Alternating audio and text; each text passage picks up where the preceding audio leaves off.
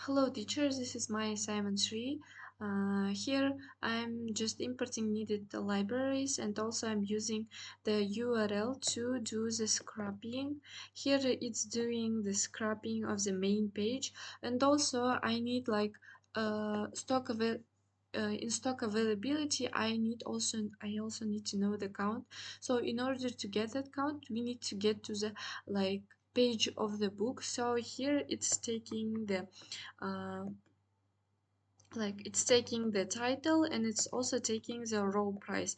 In here it's like going to the each book's URL, and from there it's taking the in-stock availability. And also I do have my data like empty list, and it's going to all the time append title, raw price, and availability. Here we can visually see it. Also, I need to create price USD and stock count. Here I'm extracting only the like number part from my raw price, like I'm excluding this one, and also in stock count I am excluding the word availability and everything that comes before. Here data wrangling.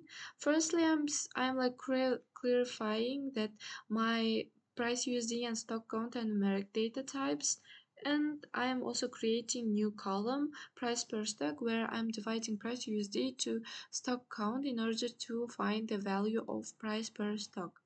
Applying conditional formatting, here I'm applying it to my like price USD. I'm taking the median of the stock count, and if my stock count is like greater than stock median, then it's going to multiply the price USD by 0.85. If not, it's going to leave it as it is. Here I'm doing price unit. Here, I'm checking then that if stock count is greater than the median of stock count, then it's going to be marked as book credits. If not, then it's going to be USD. Here, um, data normalization. Firstly, to normalize the stock count, I'm using z-score. It's just simply taking one column, like subtracting it from the mean of that column and dividing it by the standard deviation of that column. Normalizing price USD using min-max method. Here it's simply taking one column, subtracting it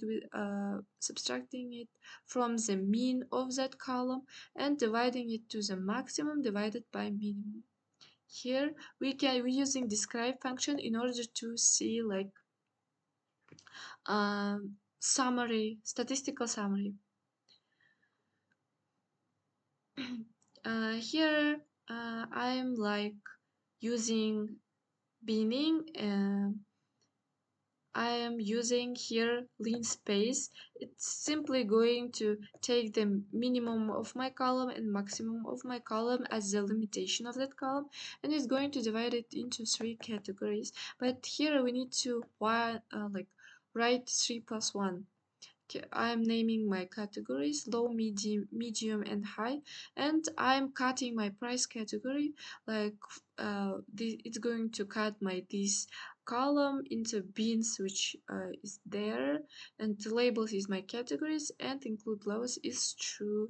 Here I'm using like bar plot in order to show it. As we can see, we do have a lot of high categorized books. Get dummies, I'm using this in order to use one hot encoding. It's going to create for low category one column, for medium category one column, and for high category one column.